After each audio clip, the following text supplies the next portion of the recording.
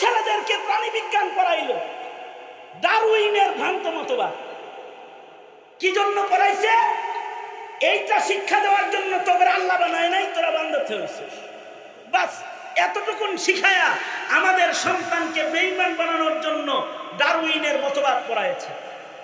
শাইখুল হাদিস আল্লামা আজিজুল হক রহমাতুল্লাহ আলাইহি চিল্লাইছেন, সরাও শিক্ষা বই থেকে প্রাণী বিজ্ঞানের ভ্রান্ত মতবাদ।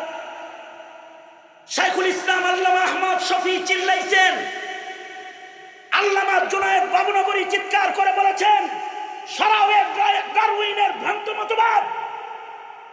আল্লামা মুফতি নূর হোসেন কাসেমি মৃত্যুর আগ পর্যন্ত ডারউইনের মতবাদ সরানোর জন্য এই আওয়ামী লীগ সরকারের সাথে বহু সংগ্রাম করেছেন। কেন? যেন আমার সন্তানকে কোনো ভুল মেসেজ দিয়ে তার তাওহীদ, তার ঈমানকে যেন নষ্ট না করা হয়। তারা ওইটা তো সরায় নাই, ট্রান্সজেন্ডার ঢুকাইছে, মানে যারা আল্লাহ পুরুষ বানাইছে, শিক্ষার মাধ্যমে তা করে মনে মনে মহিলা বানায় ফেলাইছে। আল্লাহ বানাইছে পুরুষ, আর সে মনে মনে কল্পনা করে আমি একজন মহিলা।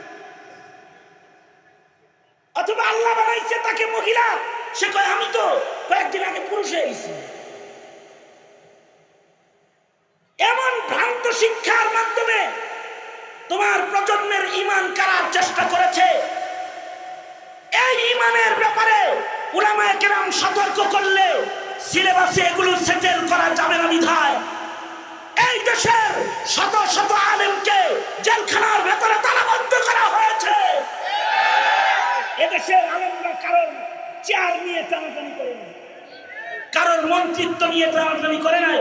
হ্যাঁ, উলামায়ে কেরাম মানুষের হৃদয়ের পাহারা দিয়েছে 17 কোটি মুসলমানের ঈমান যেন নষ্ট না হয়। ঠিক না ঠিক করে আওয়াজ করে। এদেশের আলেমদেরকে জেলখানায় বন্দী থাকতে হয়েছে এ কারণেই যেন তারা ঈমানের কথা না বলতে পারে। এমনকি প্রতিটি মসজিদের মিম্বারকে আটকে দেওয়া হয়েছে, মিম্বারকে তালাবদ্ধ করা হয়েছে। কোন আলেম যেন মিম্বার থেকে সব উঁচু গলায় ঈমানের কথা উচ্চারণ করতে না পারে। এমনকি মাহফিলগুলোকে আইনের আওতায় এনে মাহফিলগুলোকে থানায় মর্গেজ দেওয়া হয়েছে। পুলিশের অনুমতি ব্যতিরেকে কোরআনের কথা বলা যায় নাই। এই জুলুম আল্লাহ বরদাস্ত করে নাই। যারা মুসলমানের ঈমানের উপরে এই জুলুম করেছে, মুসলমানের মাটি তাদের মাটির উপর দিয়ে হাইটা